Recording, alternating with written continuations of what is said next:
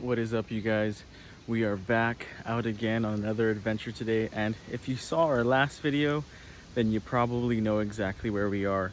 Today is another day where we have some open hours in an afternoon, and we decided to come back to the exact same spot we were in last video.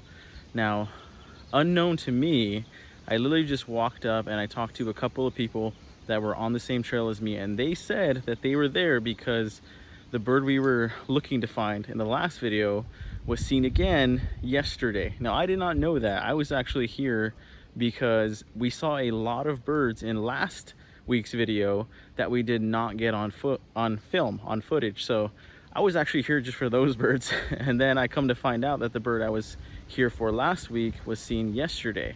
So really piqued my interest and really got me excited. So we are in Corrales, the Corrales Bosque again, right alongside the ditch. And we're gonna do some bird photography, some wildlife photography, and just have a great time as always. So I hope you guys enjoyed the last video. If you did, I can guarantee you're gonna enjoy this one. Let's go see what we can find, you guys. I can already see a ton of people around the corner here, probably looking for that little woodcock. So hopefully today is the day where he will be out and about.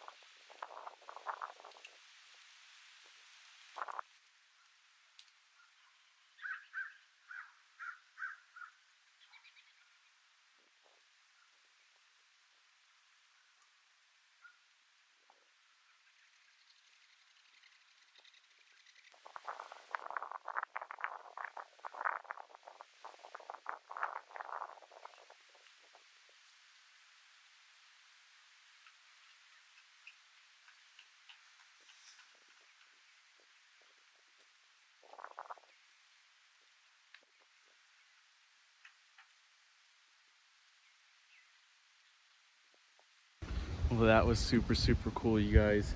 As you guys can probably hear, the wind has kicked up tremendously while we were out here. And we started our walk basically the same place that we started our walk last time. And we saw a ton of birds right away. I mean, a ton of songbirds, robins, thrushes, woodpeckers. We saw basically everything we saw last time. Even the brown thrasher was still there a week later from when we recorded our first video. He was still here. But we talked to a ton of people and they had not seen the woodcock today. So we just decided to walk as far down as we could and just get away from a lot of people and see what kind of birds we can see in kind of a more solitary area. And wouldn't you know, we found something really cool. I heard a familiar sound that I sometimes hear when I'm walking along the bosque in the Rio Grande, and it's the sound of a kingfisher, a belted kingfisher. And that is exactly what we found. So let me show you this video footage we got, you guys. I slowly just inched my way closely, and he was pretty tolerant of me and let me get really close. So here it is.